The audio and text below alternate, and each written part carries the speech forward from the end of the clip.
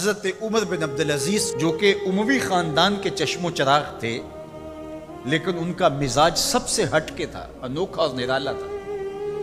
سلیمان نے ساری زندگی تخت و تاج کی بسر کرنے کے بعد سوچا کہ میں ان کو اپنا نائب بناؤں۔ تو خیر، جب ان کا انتقال ہوا تو لوگ دمشق کی جامع مسجد میں جمع ہوئے اور وصیت نامہ پڑھا گیا۔ تو حضرت عمر بن عبدالعزیز کھڑے ہوئے، فرمایا لوگوں، نہ تو میری منشا تھی کہ مجھے خلیفہ بنایا جائے اور نہ مجھے اس بات کا علم تھا، یہ میری منشا اور آپ لوگوں کی مشاورت کے بغیر کیا گیا ہے، میں اس سے دستبردار ہوتا ہوں، آپ جس کو چاہیں اپنا خلیفہ مقرر کر دیں۔ تو لوگوں نے کہا آپ ہی ہمارے امیر ہیں، آپ ہی ہمارے خلیفہ ہیں۔ تو آپ نے فرمایا کہ جب تک اللہ کی اطاعت کرتا رہوں تب تک تمہارا خلیفہ رہوں۔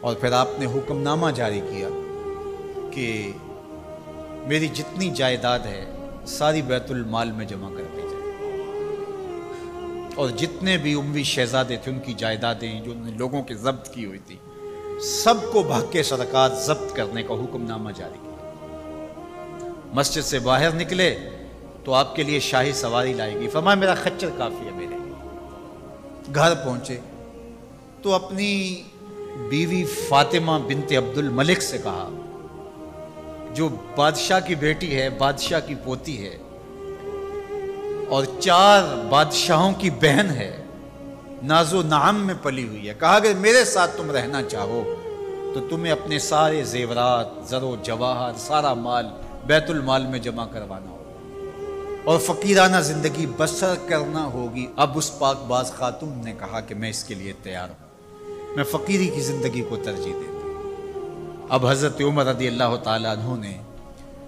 صرف 2 سال 5 ماہ اور کچھ دن حکومت کی، اور 3 بر اعظموں پر سلطنت اسلامیہ پھیلی ہوئی تھی، اور آپ روتے تھے کہ ان لوگوں کا حق بھی میرے اوپر بلا مطالبہ ہے جو دنیا کے کسی بھی خطے کے اوپر اس سلطنت کی حدود میں بستے ہیں۔ عید کا موقع آیا، عیدگاہ میں جب لوگ ایک دوسرے کو مل رہے تھے تو امیر المومنین کے بیٹوں کے کپڑے خستہ تھے، پرانے تھے، پیوند لگے ہوئے تھے۔